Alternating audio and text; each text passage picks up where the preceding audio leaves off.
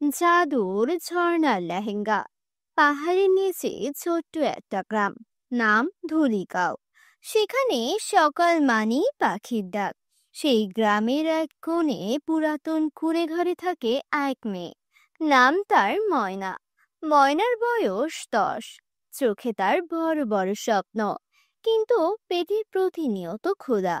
তার মানে বাবা কাঠ কেটে রোজগার করতেন। 3 বছর আগে জঙ্গলে গিয়ে আর ফিরে আসেনি। তখন থেকে ময়না একা। প্রতিদিন ভোরবেলা থেকে সে এক নদীর ধারে গিয়ে বসে। নদীতে যেন তার এক বন্ধু। ময়না সেই নদীর দিকে তাকিয়ে আর মনে কথা বলে, তুমি কি জানো নদী, আমি যদি একদিন একটি সুন্দর পোশাক পেতাম, তাহলে তোমাকে কত রঙিন ফুল ছুঁড়ে দিতাম। কিন্তু হাই পোড়া কপাল, আমাকে এক পোশাক পরে কতদিন কাটিয়ে দিতে হয়। সবাই স্কুলে যায়, শুধু আমার কপালে কিচ্ছু জোটে না। মাকে তো কবেই হারিয়েছি, আর বাবাও, সেও আর ফিরলো না। হঠাৎ করে নদীর ঢেউয়ের মধ্যে আওয়াজ ভেসে আসতে শুরু করে, আর এটা শুনে ময়না তো ভীষণ অবাক হয়ে যায়। আমি কি সত্যি শুনলাম এই নদী আমার সাথে বন্ধুর মতো কথা বলছে, নাকি আমি ভুল শুনলাম? না ময়না, তুমি একদমই ঠিক শুনেছো। একদিন তোমার ইচ্ছা পূরণ হবে ময়না। তুমি কোনো চিন্তা করো না, আর মাত্র কিছুদিনের অপেক্ষা। কিন্তু জাদুর নদীর কথা বিশ্বাস করার মতো ছিল না, কারণ সেই দিনও ময়নার পেটে এক বিন্দু ভাত নেই। আমি তোমার কথা বিশ্বাস করি না। আমার পেটে ভাত নেই, আর তুমি আমাকে স্বপ্ন দেখাতে এসেছো জাদুর নদী। শুনেছি গ্রামের লোকেরা বলে তুমি নাকি জাদুর নদী। তাহলে বলো, আমার ভাগ্য কবে ফিরবে? এই কথা শুনে জাদুর নদী থেকে কোনো রকম আওয়াজ ভেসে আসে না। আমি জানতাম তুমি কিছুই বলতে পারবে না, শুধু শুধু স্বপ্ন দেখাও আমায়। ঠিক আছে, আমি তোমাকে কোনো দোষ দিব না। সব দোষ তো আমার ভাগ্যের। এখন আমি চাই তুমি ভালো থেকো। আবারও কাল ভোরে সবার প্রথমে তোমার সাথে দেখা করতে আসবো, কেমন? এই কথা বলে ময়না সেখান থেকে বিদায় নেয়।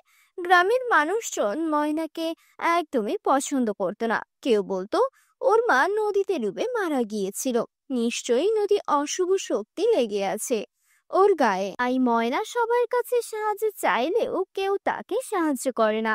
অবশেষে ময়না ময়লার মধ্যে পড়ে থাকা এক টুকরো রুটি পায়, আর সেটা খেয়ে সে কান্না করতে থাকে আর বলতে থাকে, হায় পোড়া কপাল আমার, এভাবে অন্যের ফেলে দেওয়া এঁটো রুটি খেয়ে আমার দিন কাটাতে হচ্ছে। মা বাবা, তোমরা কি দেখতে পারছো না আমার এই কষ্ট?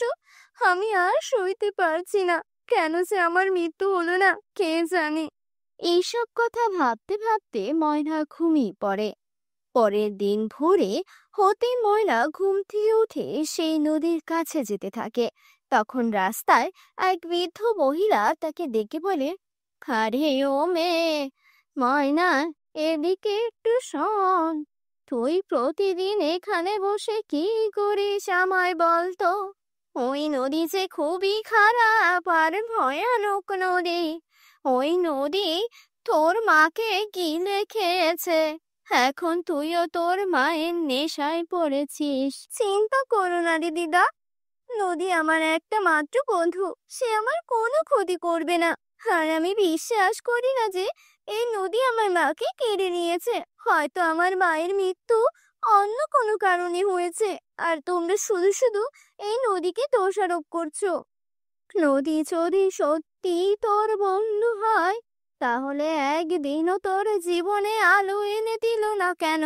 বল, এই নদী তোর কোনো উপকারে আসবে না, বরং তোর ক্ষতি করবে।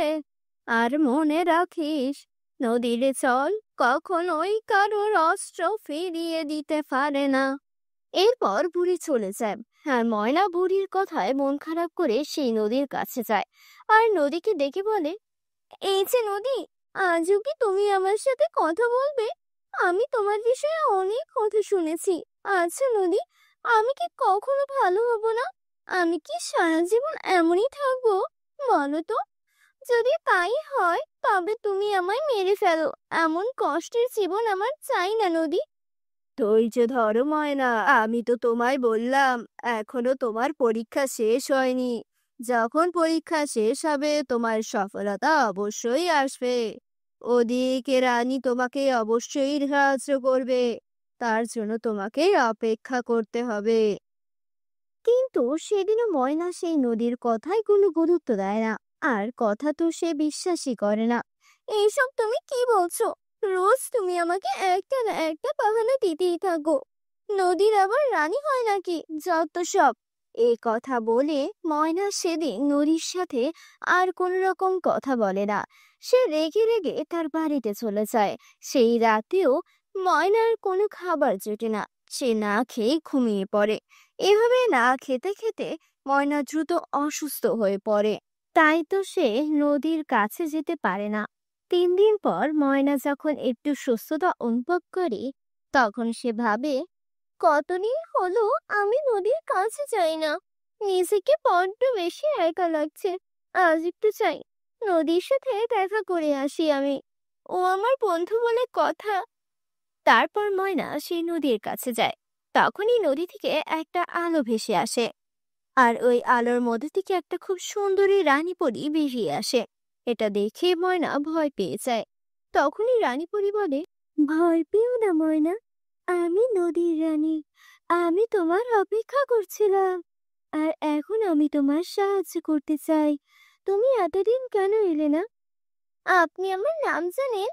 আমি তো আপনাকে দেখে ভীষণ ভয় পেয়ে গেছি। সত্যি তো আমার নদী বন্ধু মিথ্যে বলেনি। আপনি আমায় সাহায্য করবেন? আমার কিচ্ছু চাই না, শুধু দুবেলা দুমুঠো খেতে চাই। ক্ষুধার জ্বালা আমি আর সইতে পারছি না। চিন্তা করো না, তুমি সব পাবে, আর সবাইকে সাহায্যও করবে। যারা তোমায় সাহায্য করেনি তুমি তাদেরকেই আগে সাহায্য করবে, এতে তারা লজ্জিত হবে, আর ভবিষ্যতে এমন ভুল কখনোই করবে না। একদম ঠিক বলেছেন। আমি এইটুকু একটা বাচ্চা মেয়ে, তবু তারা আমাকে খাবার দেয়নি, কিন্তু আমি তাদের নিশ্চয়ই সাহায্য করব। এই নাও একটি সুন্দর নদীর লেহেঙ্গা।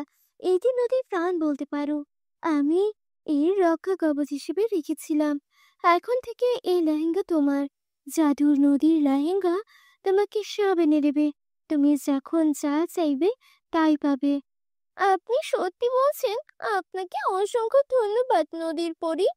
তারপর ময়না খুশি মনে সেই লেহেঙ্গা নিয়ে বাড়িতে চলে যায়। লেহেঙ্গাটি পাওয়ার পর ময়নার জীবনে আর কোনো দুঃখ কষ্টই থাকে না। ময়না চাওয়ার আগে সেই লেহেঙ্গা তাকে সবকিছু এনে দিত। আর এভাবেই ময়না সবাইকে সাহায্য করত, আর একে একে ময়না সবার প্রিয় হয়ে ওঠে। এভাবেই সে গ্রামবাসীর মাঝে সবাইকে সাহায্য করে সুখে স্বচ্ছন্দে হাসি আনন্দে সেই জাদু নদীর লেহেঙ্গা নিয়ে তার জীবন কাটাতে থাকে। তো বন্ধুরা, কেমন লেগেছে আমাদের আজকের এই গল্পটি? যদি ভালো লেগে থাকে তাহলে এখনই কমেন্ট বক্সে তোমাদের সুন্দর নামগুলো লিখে জানাও।